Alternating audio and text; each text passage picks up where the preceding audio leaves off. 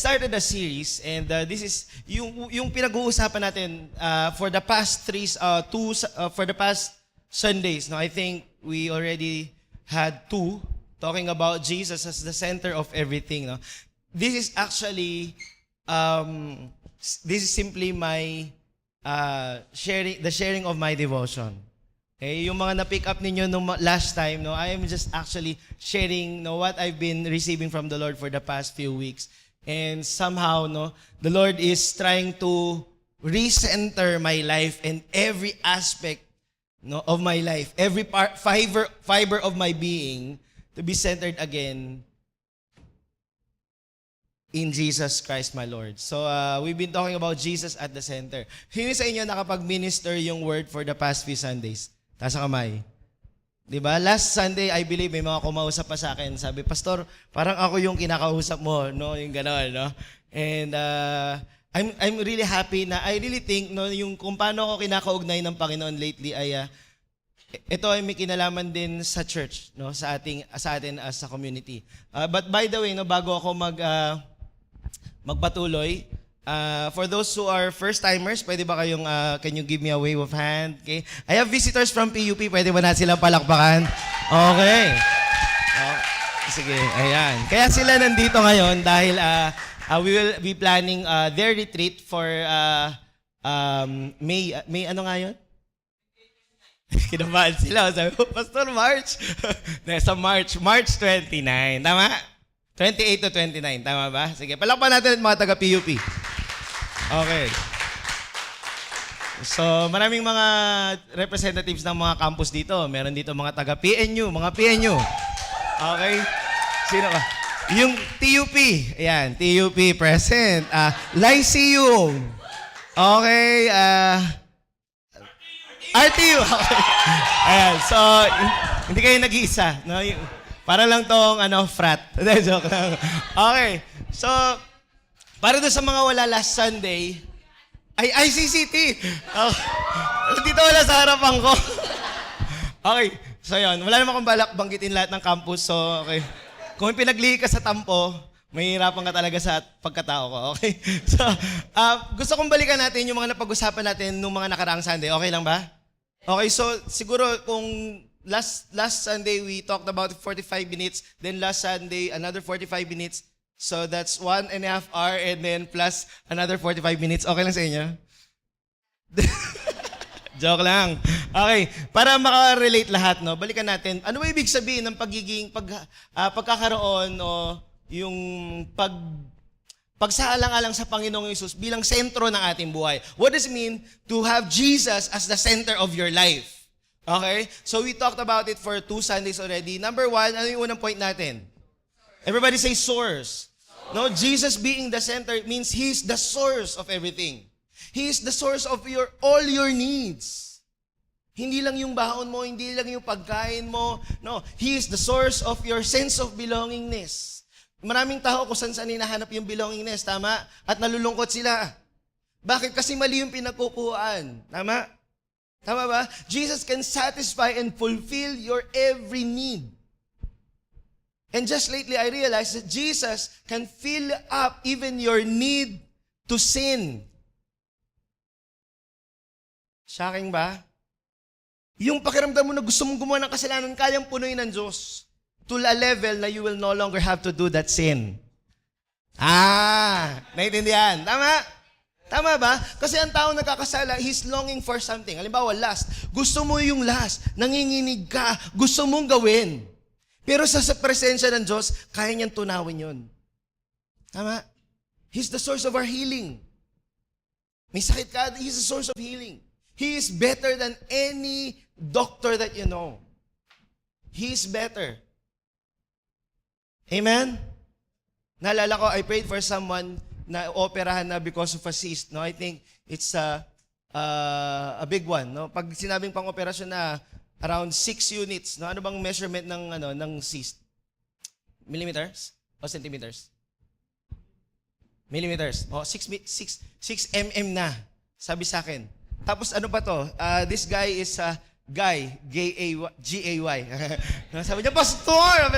Pag-pray mo naman ako, meron ako sis opera na ako, boss. I asked the Lord, sabi ko, nagpapagaling ka po ba ng, alam mo na, Lord? And then, sabi ni Lord sa akin, try mo, mag-pray ka. So I prayed for this guy. No, in that time, no, ang faith ko kay Lord lang, I do not have faith on what He's going to do, but He healed that person. He healed that person. The following week, nagkasalubong kami nitong taga Reyes Haircutters. At tuwang-tuwa siya, nagtatalunan siya, munti ka niya na ako halikan sa sobrang tuwa. Sabi ko, Jesus name! Joke lang po. Tuwang-tuwa siya. Munti ka na siyang operahan, hindi siya natuloy operahan because Jesus healed him. Healed him. That's really crazy. I don't know where healing came from that moment. Hello? Amazing si God, no? Hindi niya kailangan yung participation mo. Ano kung yan yung katayuan mo, kaya kitang pagalingin. Naintindihan? Naintindihan? And to that person is his encounter with God. Amen? Doon niya nakilala ang Panginoon. Doon nakilala niya na, may chance pala ako, may hope pala ako with the Lord. Ang galing ano? Tama ba? Jesus is the source of everything. He's the center of everything. Pag sinabing shopping center, doon ka doon ang sentro ng shopping. Tama? Kaya Jesus, the center of everything, means He's the source of everything that you need. Amen? Amen? Right. Jesus, number 2 is the focus. Everybody say focus. No, katulad ng lagi kong tinuturo sa inyo, di ba sa camera, yung lens, pag may focus, yung mga high-tech na phone, pag naka-Samsung Galaxy ka, pag pinindot mo yung mukha ng isang tao, nagpo-focus sa kanya. Tama? May lumalabas sa kulay green na square, focus tawag doon. And everything behind that person will fade. Okay? Ingat-ingat po sa pag-quote. Make sure pag kino-quote nyo yung mga pinag-uusapan nito, tama yung pagka-quote ninyo. No? Kasi parang baka Jesus is the center and everything fades away. Parang hindi ganon. Kasi pag nag-fade away na lahat, wala na. No? Around Him. Okay? Everything will fade in significance. Siya yung focus. Siya yung center. Yung beauty niya, yung glory niya. Pag nakilala mo ang Panginoon, kahit anong sitwasyon mo. Alam mo yung, bigyan ko kayo ng example. Naalala ko yung yung nanliligaw pa lang ako kay Ate Beach. Alam nyo, grabe, crush na crush ko talaga to nung college ako eh. Sa camp pa lang, no? Minsan hindi ako makafocus sa ganito. Na-try nyo na ba yun sa church? Di ka nakikinig sa akin kasi nandiyan yung crush mo. Bad trip eh. may ganong time na parang lagi akong napapatingin sa kanya, hindi ko naman sinasadya. Tapos, after 5 years, ng pagkakaibigan namin, nag-decide po akong nagtapang-tapangan akong manligaw sa kanya. And remembering the 5 years ago, I do not stand that chance.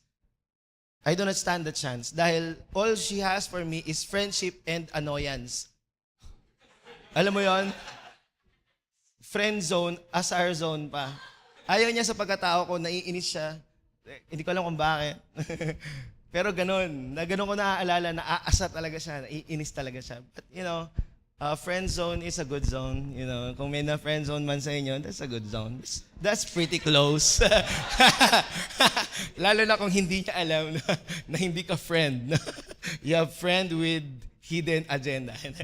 So, for 5 years, naalala ko nung pumunta ako sa Rojas, lahat sinet up ko, wala akong pera noon, nag-ipon lang ako ng sa Iloilo. Nag-ipon ako ng plane, date for the next 3 days na hindi ako magmumukhang pulubi. Siyempre, hindi naman best foot forward. I don't believe in that. Una, pangit yung parehas kong paa, hindi ako mahilig magpa-pedicure. Okay? Pero sa akin lang, minsan lang kami magkasama, I want her to feel special. Yun lang. I'm not trying to, win her through my gifts and the stuff that I do. I want her to know me. Okay, yan. So, naalala ko yun, kaya ko talagang gastusin kahit ano para lang makita kong nakangiti siya. So, hindi ko makakalimutan yung araw na yon na inantay ko siya sa JD Bake Shop. Tama, di ba? Yun, JD yan, di ba pa? No, JD Bake Shop. Kasama ko yung kaibigan ko, nag-aantay sa kanya. Pagpasok niya ng restaurant, totoo pala yun. Yung parang tumitigil yung mundo, nag-slow mo. Sa kanya ko lang talaga na-experience yun. Tapos, naka-HD pa. Yung buhok niya, dahan-dahan gumaganon. Sabi ko, I was literally starstruck. Hindi ako nagbibiro, hindi ako nag-exaggerate. The first time I experienced that in my life with her, and everything around me fade away. Literally. Nakapanood na kayo ng ganong video, yung slow-mo, inulit, di ba? Hindahan-dahan, ganun. Hindi ko alam kung paano nangyari yun, na time space warp ba or what. But suddenly, nothing else mattered. Anybody can just take my cell phone, my things, my wallet. Baka pwede pa akong hubaran doon. Pero ako parang, nag-fade away. Alam nyo, pag nakilala mo ang Panginoong Yesus, kahit anong circumstansya, hindi mo makita-kita pag nasa presensya ka niya. Ganun. Yung mga alalahanin mo, ang dami mo inisip, subukan mo magbabad sa presensya ng Diyos, they will just fade away. Hello? Hindi puro puwersa. Hindi ganun ang Christianity. Na kailangan, pag Kristiyano ka, kailangan matatag ka, kailangan, alam mo yun, ang dami na ba kailangan? Kaya ayaw ka na maging Kristiyano, ang dami kailangan. Hindi, babad ka sa presensya ng Diyos. Pag nakita mo yung kagandahan niya, yung buhay mo kusang nagbabago. Yung karumihan mo kusang lumalabas, ayaw mo nang gawin. Hello? Focus. Kahit anong mangyari. Alam mo, pag in love ka, kahit nakaaba ka ng jebs, di ba? Parang, okay lang.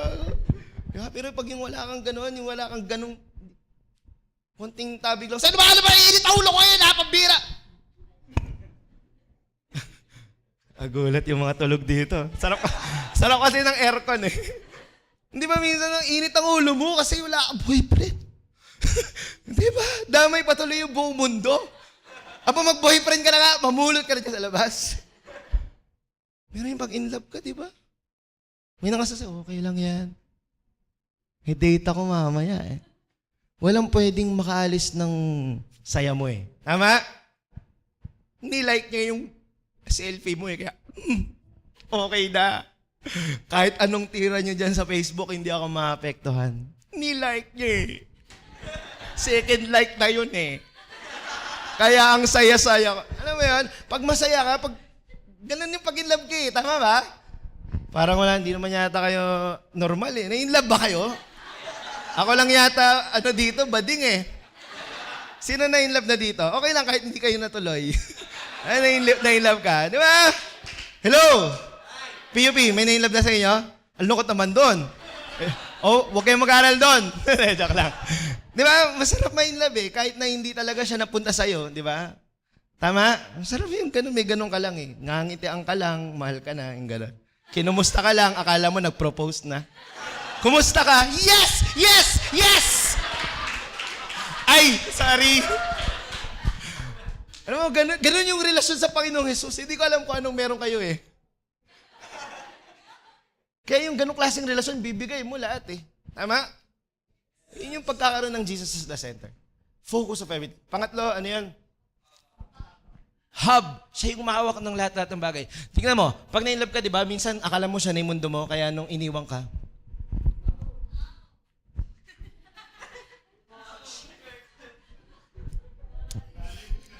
aray ko. Kaya nung iniwang ka, talaga naman, yung mga kanta mo talagang kala mo yung puso hindi nababangon. Huwag ka nakakita lang ng cute. Cute. Kalimutan na agad eh. Diba, mga kanta mo, how do you heal a broken heart that can't heal? Wala na, kabangon-bangon eh. Kasi bakit? Yun yung sentro eh. Kaya kung ano-ano sinisentro nyo sa buhay nyo, kaya kayo masasakitin eh. Subukan mo si Jesus. Sabi ng Colossians chapter 1, in Him, everything holds together. Holds together. Siya lang may kaya nun. Hindi kaya na magulang mo yun. Tignan mo ka. Joke lang. Diba? Everything holds together. In Him, siya lang may kaya nun. Yung priorities mo, ginajagal mo, araw-araw, family, work, career, yan. Career, pangangareer, ano pa? Ang dami mo ginajagal sa araw-araw, hindi mo alam kung anytime makaidlip ka lang, babagsak lahat eh. Pero subukan mo kay Jesus mo pahawak. He's the hub, H-U-B. He's the hub. Kumbaga sa bisikleta, yung gulong, yung gitna nun, yun yung hub. Pag tinanggal mo yun, lahat ng rayos magbabagsakan, yung gulong mapaplat. Andiyan ba kayo? Siya yun eh. Napanood mo na ba yung buhay mo na gumuguho? Nakita nyo na yun? Napanood nyo na yung buhay nyo ganon? May times ba kayong ganon? Meron, di ba? Subukan mo. Tignan mo kung bakit. Baka meron ka sentro na hindi si Jesus. Baka ang sentro mo, pera. Nanubusan ka ng pera. Lahat ng tao, inaaway mo. Bakit? Kasi hindi mo pinautang, kaya pinagsisingil mo, kinabukasan, magbayad ka na ngayon. Wala akong pera. Hirap ng buhay ngayon, ha? Di ba? Wala ka ng pera eh. Sumabog lahat. Tama? Pag ang sentro mo, trabaho. Nung nawala ka ng trabaho, Di ba? Takot na takot ka. Ano lang kakainin ng pamilya ko? Ay, wala pa pala akong pamilya. Di ba kung ano na takot mo eh? Andiyan ba kayo? Sentro ng buhay mo, babae. Di ba? Paano yan? Paano yan? Pag walang babae, hindi gagana yung buhay mo. Kakabreak mo lang, nililigaw ka na kinabukasan. O nung umuumang na yung break mo, 2 weeks before, may nililigawan ka na. Labo mo! Paano kung hindi ka na tuloy mag-break? Paano yan?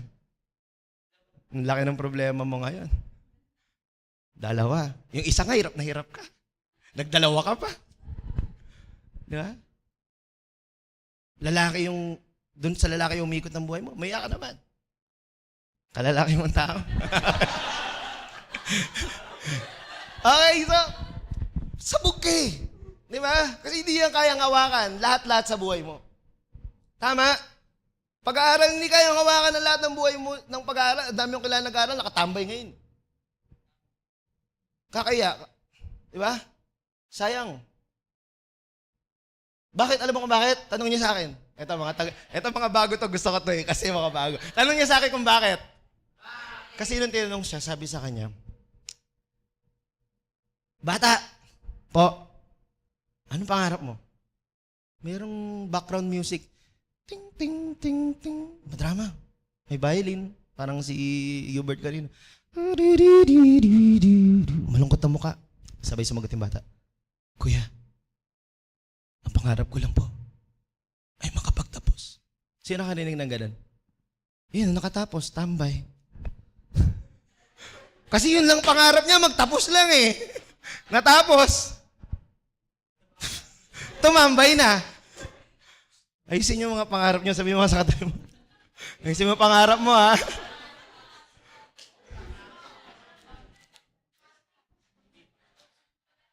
Alam niyo, si Jesus lang kaya. Hindi kaya ng pag-aaral mo yan. Kung wala si Kristo dyan sa sentro ng pag-aaral mo, mahirapan ka. Tama? Kaya hindi ako nakasentro sa pag-aaral. Nung college ako. Bagsak. Bagsak, lagot ako kay Lord. Di ba? Kasi para sa kanya yun eh. Alam mo, pag si Jesus ang sentro ng pag-aaral mo, mahiya kang bumagsak. Tama? Tama ba? Christian ka eh. Zero Christian. Di bagay. Tama? Ang bagay, Christian, valedictorian. Di ba magkarain ba? Tama? Tama ba? Tama ba? Kaya ako, sineran ko yung valedictorian namin. Okay. Para bagay sa kanya. Okay? Andiyan pa ba kayo? Number 4. Last Sunday yan, di ba? Jesus is the reference point. Sa Cartesian plane, siya yung 0.0.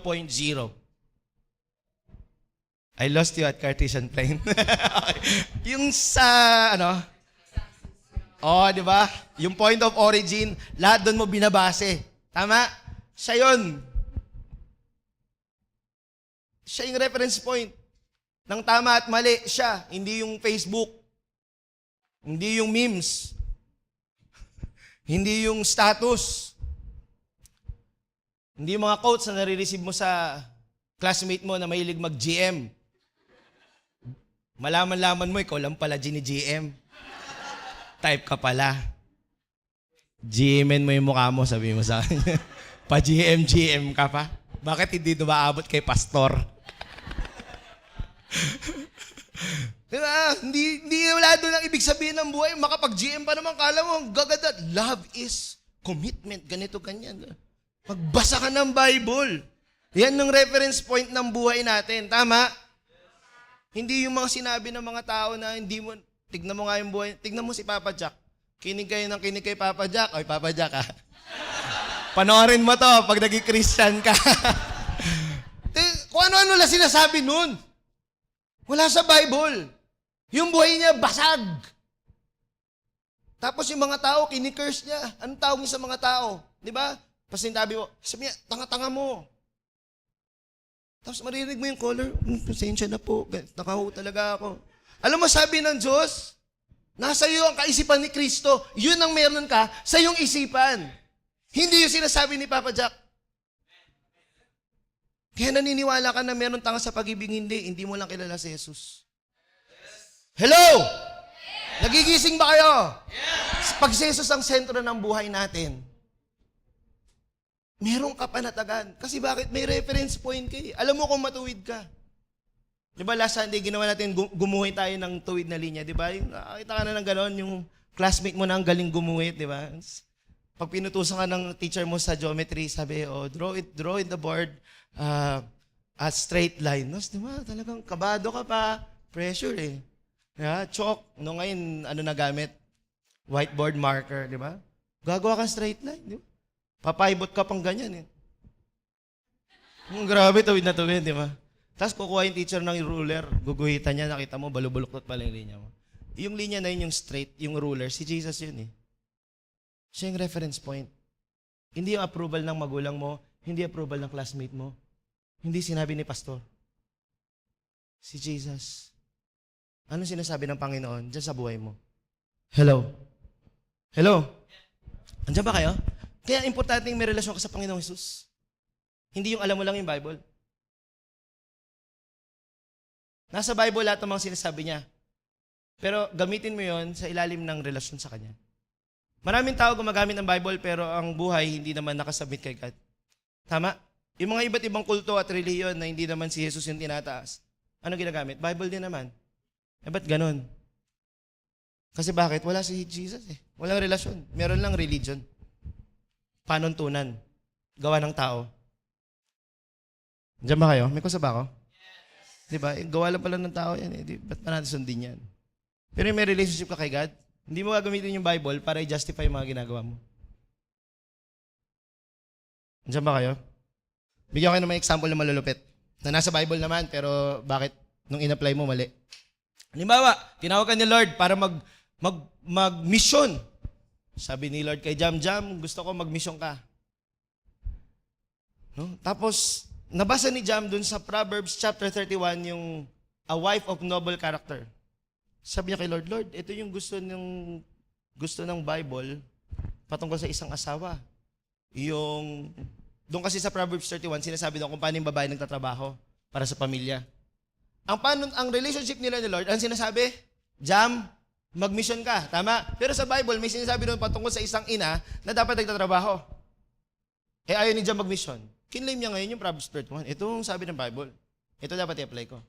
Pero yung relationship niya kay Lord, ang dididikta, mag-mission siya. Naiintindihan? Ibig sabihin, kaya mo talagang balubalok na rin yung Bible para lang umayon sa'yo. Bakit? Kasi hindi si Jesus yung reference point. Yung iba naman ganito, pinagtatrabaho na ni Lord, ang ginagamit naman Bible, sabi ni Lord, dapat walang dalang pera, walang dalang extra ng sapatos, kaya ito na lang ako batugan. Alam mo nakakatakot, yung nagpastor ka, tapos hindi ka na pala tinatawag ni Lord para magpastor. Nakakatakot yun.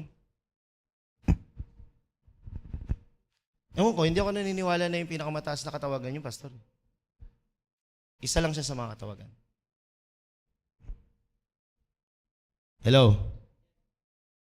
Isipin mo pag lahat tayo yung pastor, di wala lang membro. Di ba? Tama ba? Pag tinawag ka ng Lord na anong course nyo? Food tech. O di ba? Kung doon ka tinawag ng Lord, doon mo pag ningasin yung apoy mo para sa Panginoon, doon mo siya ipakilala. Pakita mo siya sa buhay mo. Live, grow, and display. Amen? Musician ka, pakita mo kay Lord doon sa musika mo. Bigay mo yung best mo. Tama? Tama ba? Hindi ka tinawag pala mag-musician, huwag kang mag-presenta. Kakatakot ka. Di ba? Gusto ko po sabi po sa Psalms, umawit sa Panginoon. Gusto ko po umawit sa Panginoon. O, sige nga. Night and day, I see your face, feel for you. Umuwi ka na. Nakukuha lahat yan sa relationship kay God eh. Tama? Tama ba? Siya yung reference point. Hindi yung kaibigan mong Christian. Hindi yung leader. Naunawaan? Si Jesus. Kaya pag wala kang relasyon kay Jesus, ang buhay mo sabog. Kung sino-sino pinapakinggan mo. Kung sino-sino sinusundan mo. Tuwid na tuwid. Tuwid na tuwid na pakaliwa. Di ba? Sinundan mo siya eh. Andun pala kayo parehas, pa left. Tuwid naman, okay, straight. Straight to hell. Patay. Diretso sa kapahamakan, patay. Jesus is the only worthy reference point. Naunawaan? Nasundan natin? Palakpakan natin si Jesus.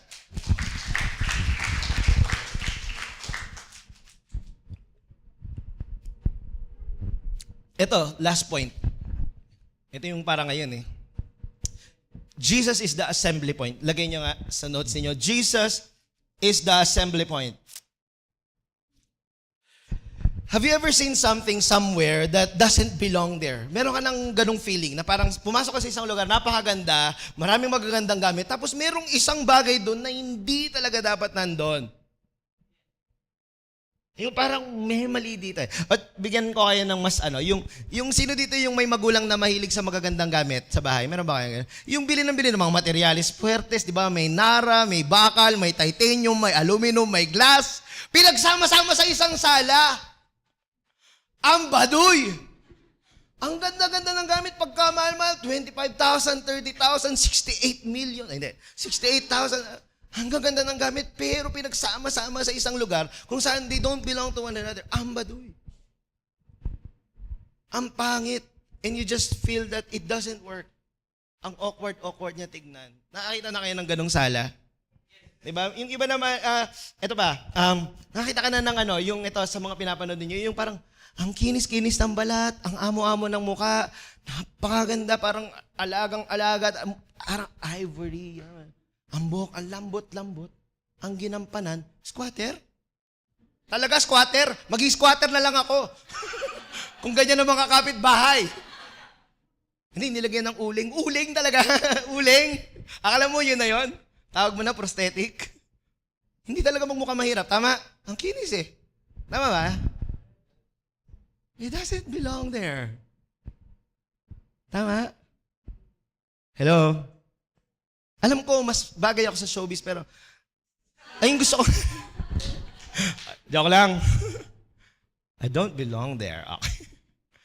Ano ba? Yung mga, yung wala ka sa lubong ninyo sa mall, di ba? Siguro kung pupunta kayo sa mga Ayala malls, sa G4, saan pa ba maganda sa Greenbelt. No? Ang daming mga beautiful couples dyan eh.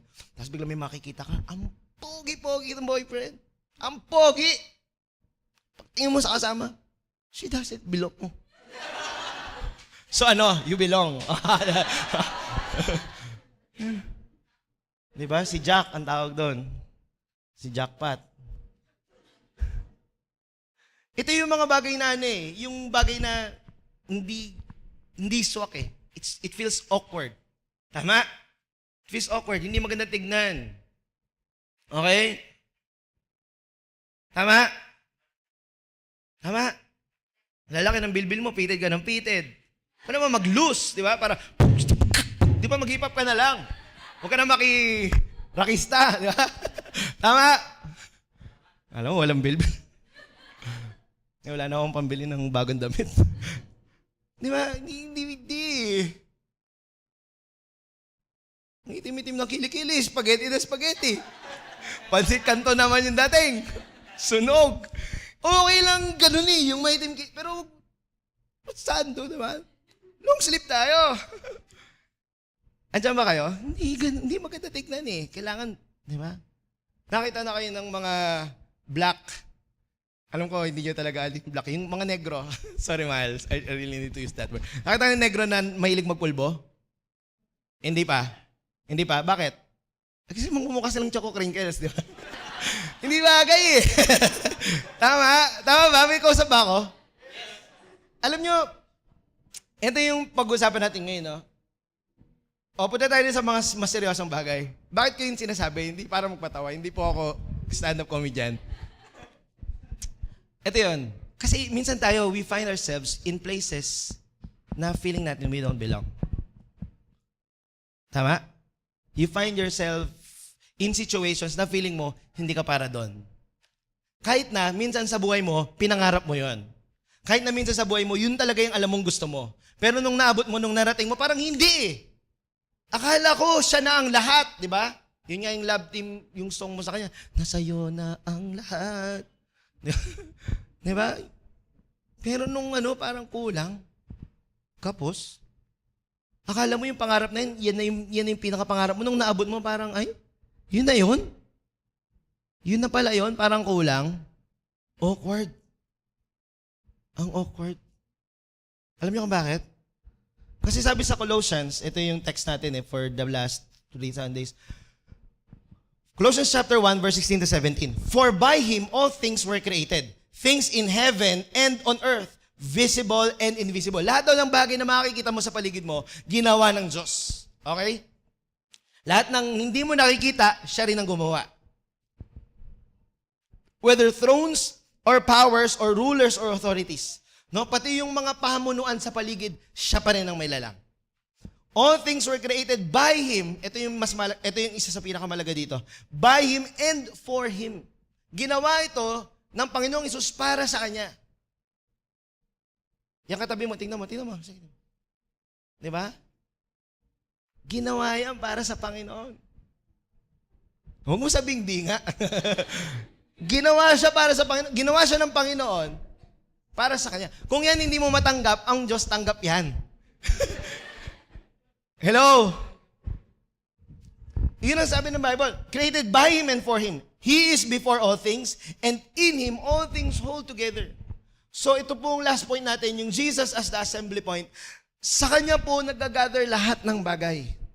Nung una, siya ang pinagmula ng mga bagay. Tama? He's the source. Point number 1. But right now, I want us to realize that after everything, everyone will gather around Him. Everyone will assemble to Him. Okay? And this verse, Colossians chapter 1, verse 16 to 17, somehow answers one or two of the toughest questions in life. Ano yung una? Where am I from? Sino nagtanong na nun? Yung gusto mong malaman ko saan ka galing. Nung bata ka, tinanong mo yung magulang mo, Nay, Tay, saan ba ako galing? Meron ba ganun dito? Wala nang thinker ngayon. Sino nagtanong ng ganon? Nung bata siya. Nung 6 months pa lang siya, tinatanong niya na yung tatay niya. Grabe naman, ha? Di ba, at some point, medyo inisip mo yon, tama? Kaya mahilig tayo sa mga kwento ng si Malakas at si Maganda, si Adan at si Eva, si Bathala at yung si Bathala na chef, ginawa mo pang cook si God. Nagluto ang Diyos. nung hilaw, ano pala yun? Amerikano, napaka-racist talaga natin eh. Nung nasunog, si Pastor. And then, nung nasunog, mga Black Americano. Then, nung medyo manilaw-nilaw, Asian, Chinese. Nung sakto, Pinoy. Tapos, sabi natuwa si Lord, wow, sakto, napindot niya ilong. Pinoy nga. Di ba, parang, mahalaga sa atin yung malaman kung saan ka nang galing eh. Kaya nga yung mga iba, pag nalalaman nila na yung kinalakihan nilang pamilya, passing tabi po ulit pag nalaman nila na yung kinalakihan nilang pamilya, hindi pala yung totoo ng pamilya, ampun pala sila o inalagaan, nung hinahanap nila eh. Pero alam niyo ba, minsan sa mga ganong journey, nung nahanap nila, parang wala naman, na mas kakaiba pa sa kanila, yung taong hindi nagpalaki sa kanila, kahit alam nila doon sila nang galing. They feel more belong to the family that took care of them. Hello? Only they need to answer that question. Where do I belong? Diba? Mahalaga yun eh. Yung pangalawang mahalagang tanong is, where am I going? Iniisip nyo ba yan? Binibigyan ba natin ng panahon yan? O like lang tayo ng like ng mga status sa Facebook? Tsaka post tayo ng post talaga. Selfie, group selfie, di ba? Kahit na group selfie pa yan, you always make sure na andun ka. Kaya ikaw pa din yan. Hello? Anong ginagawa natin sa buhay? Do you think of those things? When you plot your life, when you plan your future, when you do things, do you think, where am I heading? Where am I going? Ito bang ginagawa ko na to, makakatulong ba to sa destiny ko o para lang to sa ngayon? Para lang to may magawa. Para lang kumita ng pera. Para lang may matapos. Para lang masabi na may nangyayari sa buhay ko. O yung ginagawa mo sa buhay mo, may patutunguhan yan. May kausap ba ako? Ang dami yung tao ngayon, they choose to do so many things. They have a lot of activities. But they don't work to fulfill destiny. And that, my friend, is a life without meaning. You have a life with activities, but it doesn't have meaning. Walang plano eh. Puro pansamantala. Sabi mo na prepared ka sa mundong ito. E paano sa kabila? Ano akala mo? Sa langit, kakanta-kanta lang tayo doon? Jesus is alive. Alam na ni Lord yon. Akala mo ganon? No. What you do today has value for eternity. Now let me ask you again. Do you know where you're heading? Alam mo ba kung saan ka papupunta? Kaya alam mo, tinry ko na rin to eh. Tinry ko na rin yan eh. Yung may gawin lang, astig naman. Pero kulang. Kapos. Alam mo nung pinili ko ang Panginoon, hindi ko naman papromise sa inyo that's quote-unquote materially or physically, that's the best time of my life circumstantially. But inside me, I feel so sure. I feel so secure. And I see that everything is set in the right place. Not when I get what I wanted. Because if I always get what I want, baka ngayon patay na ako. Baka ngayon, I'm totally devastated with everything in my life. Because what I want is not all good. Hindi po ako Miss Universe na ang gusto ko world peace. I want things for myself. I want pleasures for myself. And if I will have all them, I will not enjoy what I enjoy right now. A relationship with my God. A loving family. Friends who are happy beside me. I won't have any of those. A ministry or not even a work or a business. Because my life will be shattered if I get everything that I want. Kaya nga yun ang unang pinitik ng Lord sa buhay ko eh. Nandiyan ba kayo? Thank you, thank you. You have destiny. We belong to God. And if you find yourself, if you try finding yourself in other places, you will find your life as an awkward life. It will not feel right. You may feel happy for a time. For a time. Pag sumama ka sa Panginoon, hindi naman sinasabing wala kang magiging problema eh. Pag siya yung sentro mo, hindi naman sinabing wala ka nang magiging pangangailangan eh. Pero pag andun ka sa gitna niya, you will just feel that tremendous security in His presence. That everything is being held together by God. By God. I'm not trying to motivate you with blind faith. Yung bang tipong bawat araw, masabi lang na sinabi mo na, sige, bahala na ang Diyos. Alam mo yun? Hindi ko kayo dun ini-invite. Na parang yung ganong klaseng lifestyle na, bahala na si God, ano mo yun, pinagkakatiwala ko lahat kay God. Pero hindi naman talaga ganon. Alam niyo yung sinasabi ko? Yung mga taong ganon na lagi na sinasabi si God, si God, si God, pero hindi mo naman maramdaman sa kanila na talagang may Diyos sila. Aligaga pa rin. O yung iba pabaya. Bahala na si God. Huwag mo nasama si God, sabi mo, bahala na. Di ba? Hindi naman pagkakaroon ng Diyos magiging pabaya. Ang mga kilala kong may malupit na takot sa Diyos, mga taong napaka-responsable. Because they are not accountable to men. They are accountable to God. Mas malalim. Amen? Kaya, we must always find ourselves in that journey towards that assembly point. His name is Jesus. We are meant for Him. Our lives, number one, will only find meaning in Him. Doon mo lang mahanap yung kahulugan ng buhay mo. Why? Because you are made for Him. Tama? Hanapin mo yung sarili mo sa iba't ibang bagay, mapapagod ka. Pag itinaon mo sa Panginoon yan, yung buhay mo, minsan, feeling mo, merong loneliness, may kalungkutan, hindi naman sinabing absent yun eh. Ang kailangan mo lang mag-recenter ka. Mag-recenter ka. Baka yung hinahanap mo, hindi na si Jesus. Baka akala mo lang siya yun. Example, ministry. Hindi porket hinahanap mo yung ministry, ibig sabihin hinahanap mo na Panginoong Yesus. Amen? Ang tanong ko nga sa'yo, kung wala ka ng ministry, masaya ka pa ba? Sa presensya ng Panginoon, okay lang. Ako okay lang. The Lord can take away everything. In fact, sa isip ko, sa puso ko, pinapractice ko yan. Na mawala ang lahat. Si Jesus lang matira. Our lives will find meaning in Him. Number two, our lives will find its satisfaction in Him. Siya lang kayang pumuno sa'yo.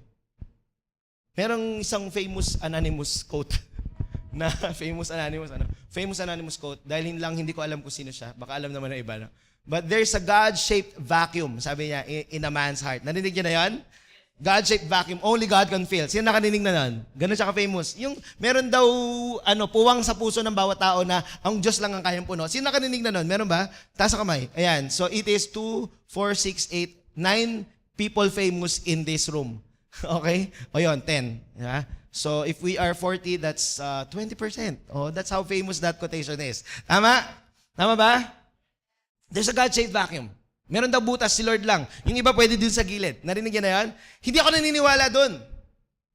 I think everything, every single corner in space in your heart belongs to God. He's not just an add-on. Subukan mong gawin add-on ng Lord. Ano yan? Big Mac, extra large? No, He's everything.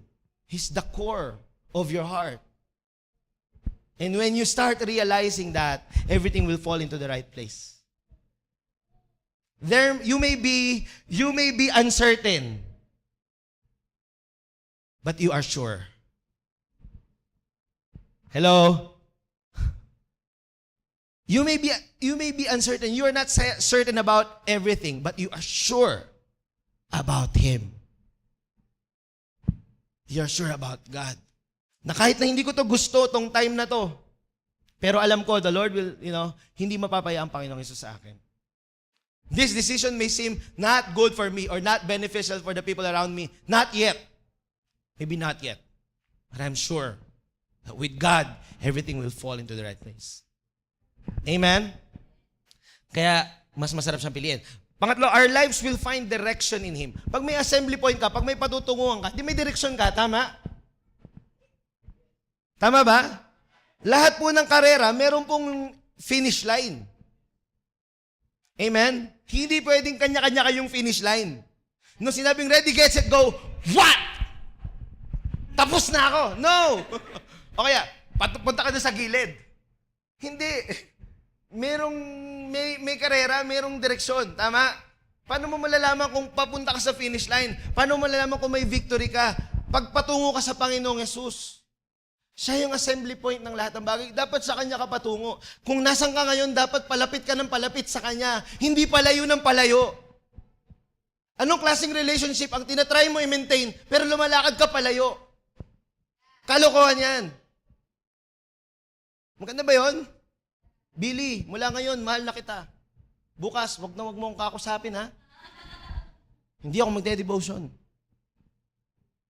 Ang relationship, minamaintain yan. Not with duties. With spontaneous love. Matutulog ka pa lang, excited ka na, Lord, anong pag-usapan natin bukas? Hello? Pag napipilita ka na mag-devotion, kalokohan yan.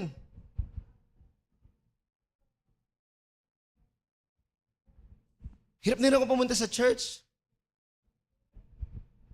Bakit? Ano ba hinahanap mo? Baka hindi si Jesus.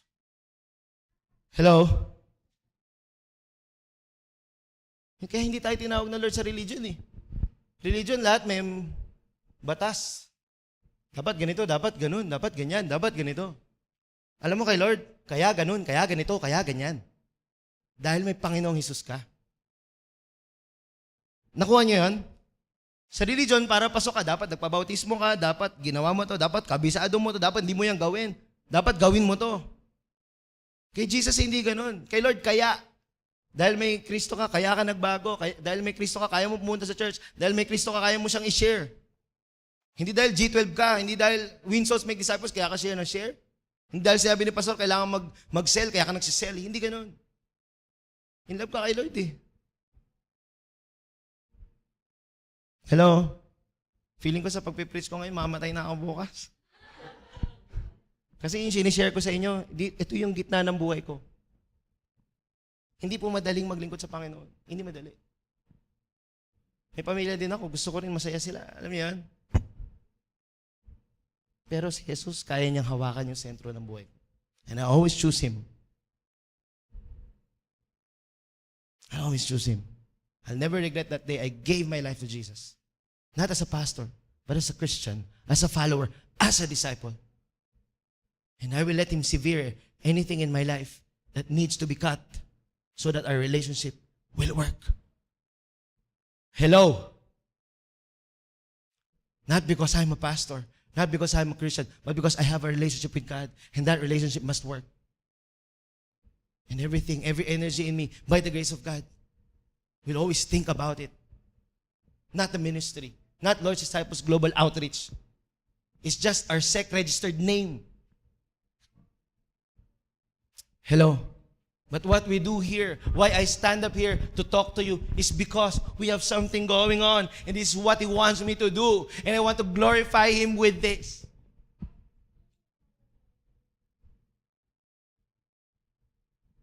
May nakasunod ba? He is the assembly point. Our lives will end up before Him. That's the inevitable. Yun yung hindi maiiwasan. Ito malupit. Ayaw at sa gusto mo. Sabi mo nga sa katabi mo, ayaw at sa gusto mo. Okay? Pag medyo nakapikit siya, gisingin mo na rin.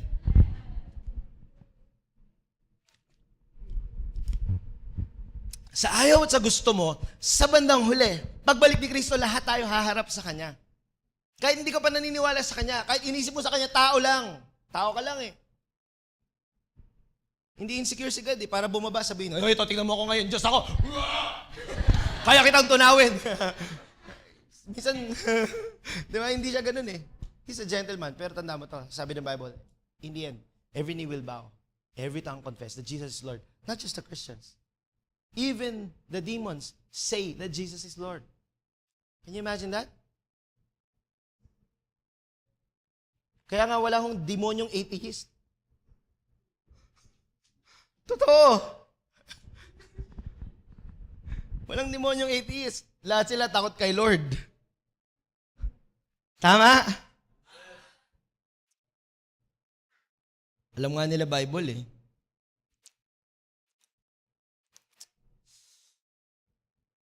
Our lives will end up before Him. Alam nyo ba, dito na, malapit na tayo magtapos. Mike, sige na. Oo na. Yung timer ko kasi sa likod. May natutunan ba tayo? Meron ba? Nakatulong ba? Okay, kasi pag wala, okay lang. Tapos na. Alam niyo ba si Jesus, crowd drawer siya? Yung personality niya, trip ng mga tao. Basahin yung Bible. A crowd follows Him for 3 days without eating. Pag pumunta siya sa bundok, pupunta tao sa bundok. Ngayon, tayo pumupunta sa bundok para sa tao. Diba? Sila Joab, tsaka si Yan. Pumupunta sa bundok para abutin ng tao. Si Jesus, nasa bundok na, hinabol pa ng mga tao. Kailangan niya pa silang takasan, yung mga fans.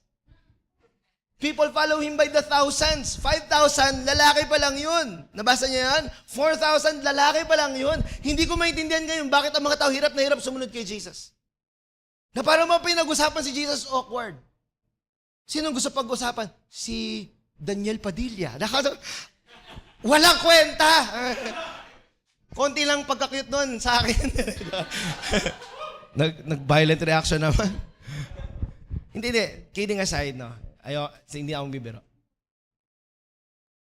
Wala tuloy ako. Kidding aside, si Jesus is a very attractive person.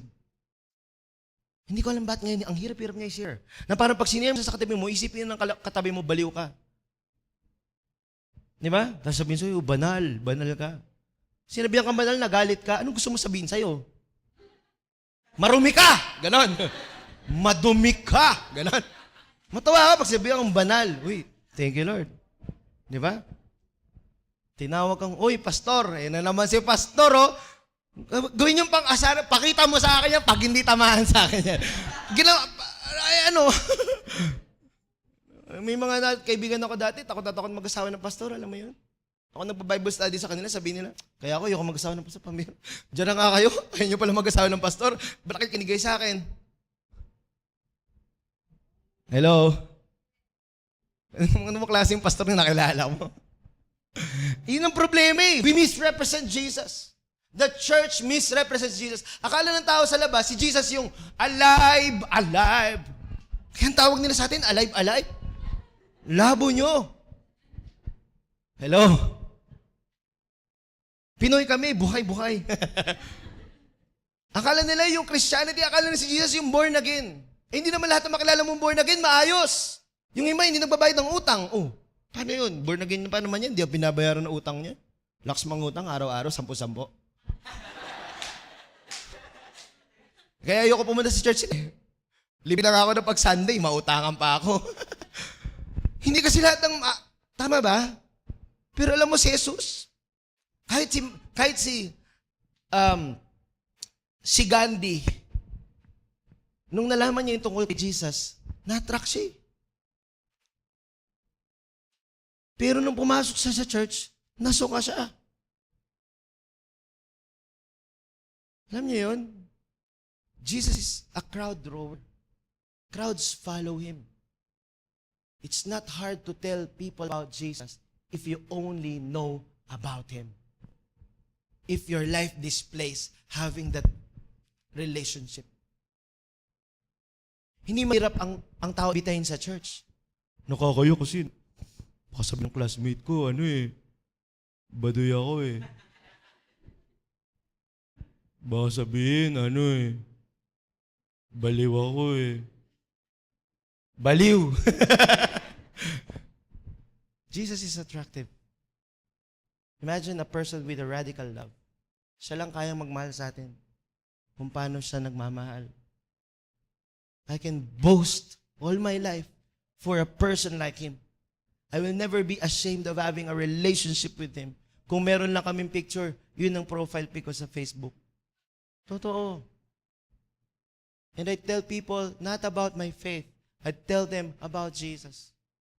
I tell them that I'm so unworthy to have Him, but I have Him. It's unimaginable, but I have a relationship with someone whose glory is unapproachable. But He calls me son. He loves me.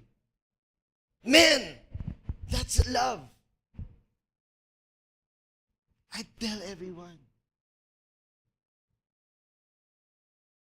You can be ashamed of everything else. You can be ashamed of your pastor. Kaya yung pastor namin, hindi mo kang pastor yun. But don't be ashamed about your Jesus. Because there's nothing to be ashamed of. Sometimes we are ashamed of our lives. The life that we display around them. Hello? Kaya hindi natin masabi. Kasi nakakahiya. Hindi si Jesus. Tayo.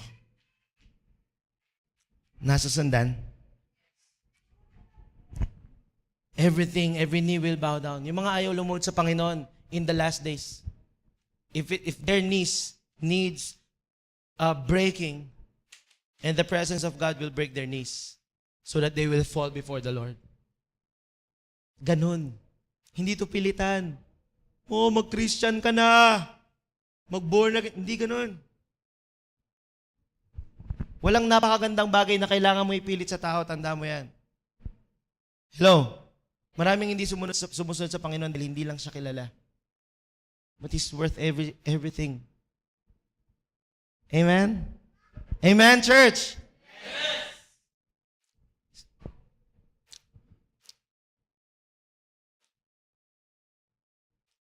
Even His death on the cross, the goal is to draw people towards Him. Sabi po sa John chapter 12, verse 32, "But I, when I am lifted up from the earth, will draw all men to myself." No, He's talking about how He will die. Itinaas siya, ipinako siya sa krus, ihiniya siya ng mga tao. Pero sabi niya, He's alright. Because when I'm lifted up, that's when I draw more people. Kaya okay lang sa kanya mamatay para sa krus eh. Para sa iyo sa krus eh. Kasi alam niya, doon maunawaan mo yung pag-ibig. Meron bang makakaintindi ng wika ng Diyos? Parang ang hirap isipin, ano? Ano kayang language yon? Ano kaya yung wika niya? Na pag sinulat niya, pag binasa mo, naunawaan mo.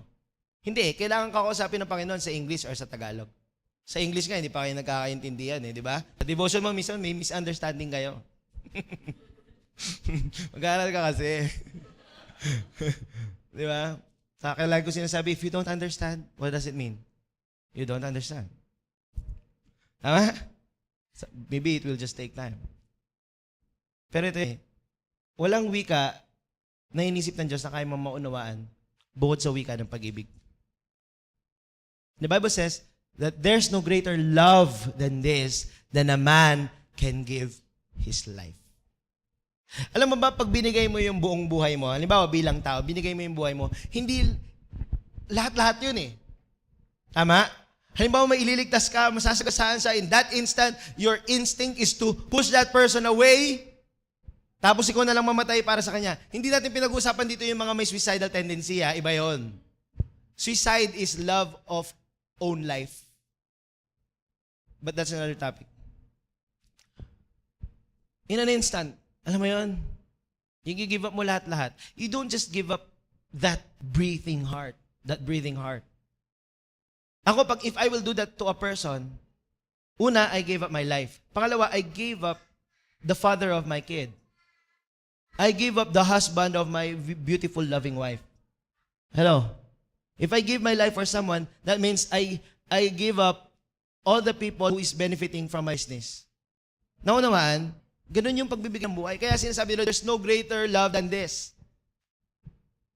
At ito malupit, hindi nasubukan yun sa tao. Di ba? Bago mo sagutin, sige nga, pakit mo nga sa akin na kaya mo para sa akin. O, sige, tawid tayo, ha? 1, 2. Hindi pa eh. Pero ang Panginoon, pinakita niya. Hello? Hindi mo pwedeng gawin yun. Tama? I mean, para lang patunayan sa tao na mo siya, magpapakamatay para mawin yung pag-ibig niya. Wala ka na, hindi ko na babalikan. Sabi ng tao, ay, oo nga, no, love na ako niyan. Pero si Jesus, kaya niya gawin yun kasi kaya niyang bumangon. Sabi niya pagbangon niya, Kitam. Halimbawa, mahal mo yung mga langgam nandito sa pader. Lalakad sila, makita mo, papasok na sila doon sa kuryente. Sabi mo, naku, yung mga langgam. Ano gagawin mo? Pupunasan mo sila. Okay dyan, pagtingin mo namatay, hindi pwede sabihin mo, langgam, huwag kayo pumasok. Diba? Nagsayo-sayo ka para ma-distract sila. Naglagay ka ng pagkain sa tabi para hindi nila sundan. Hindi pwede. Alam mo, para mo sila maligtas, kailangan maging langgam ka. Tapos pupunta ka dun sa may malapit dun sa kuryente. Sabi mo, tingnan nyo to.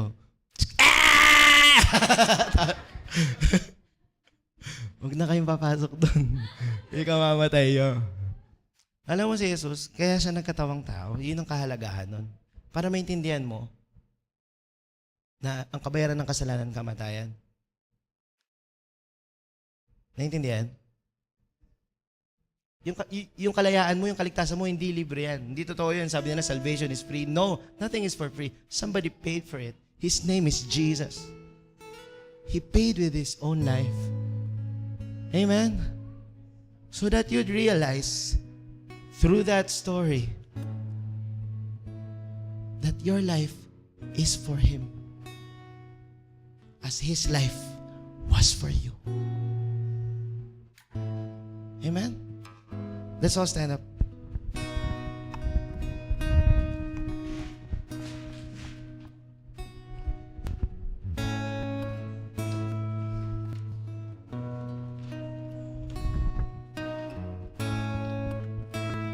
before we sing a song,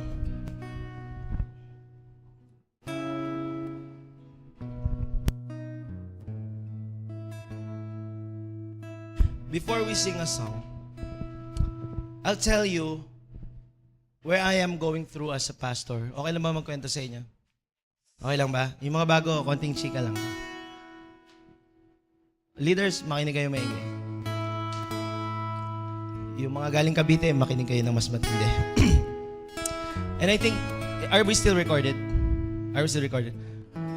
So, probably by Wednesday or by next Sunday, Lord's Disciples Bacoor will be listening to this preaching. And so, right now, if you're listening and you're from Cavite, I want you to listen to me. I've been a pastor for more than 12 years, I think, for 15 to 16 years. And right now, I declared a sabbatical leave. I want to rest with the Lord and see things clearly.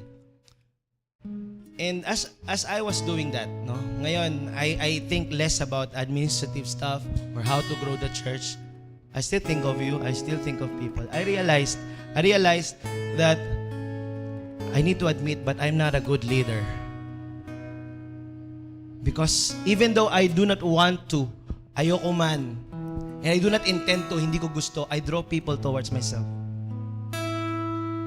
Kaya may mga tao, pag nawawala ako, they don't know how to keep running. And for me, as a leader, that's a big failure. I never intend you to like me. And I do not want you following me if I do not follow Jesus.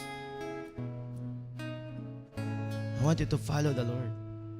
I'm here only to represent Him. Don't let me commit that failure again.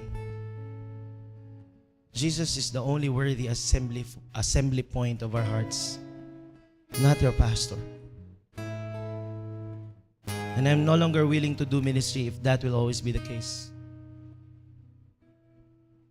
I can only be effective if your lives will be planted, rooted deeply with Jesus. The church existed for 2,000 years without me as a pastor. I bet it can continue without me. Amen? Amen. Guys, Jesus is the center. Hindi usad ang buhay natin pag wala si Jesus. Kahit in church, walang silbi kung wala si Jesus. Ang dami ko na pong nakita, kaliwat kanan, ng mga sumunod sa akin, pero ang buhay nila ngayon wasak. Bakit? Kasi hindi ko kayang mamatay para sa kanila. Sabi ni Pablo yun I did not die for you. Church, I just want to represent Christ to you and usher you to Jesus. That's all that we are about. Do you agree? So if you will pursue someone in this church, pursue Jesus, not your leader. Pursue Christ, not yourself. Pursue Jesus, not the church. Pursue Jesus, not just a vision. Make Him the center of everything in your life. And I can bet on that 100%. Everything will go right and it will fall in the right place. Every decision, every activity, everything that you do, everything that you are, when it's centered in Jesus, it will fall into the right place. Ganon din mga leaders, disciple makers, cell leaders, don't be Jesus to yourself. Don't be Messiah to yourself. You cannot supply everything that they need. You will break them just trying to do everything for them. You are not their Savior. You cannot die for them. Leaders, just bring Jesus and let Him do the work. Sa ating pong lahat, kasama po ako. Right now, let's just worship the King. Let's just ask Him to be our everything. Sometimes it doesn't happen in one shot or one laying down of life. In fact, you need to do it every day. You need to recenter your life every day. Amen? Diba? Hindi lamang po paglinggo. All you need to have is that true, authentic relationship with Him. Iwanan mo na yung mga dapat para mangyari sa iyo yung mga kaya.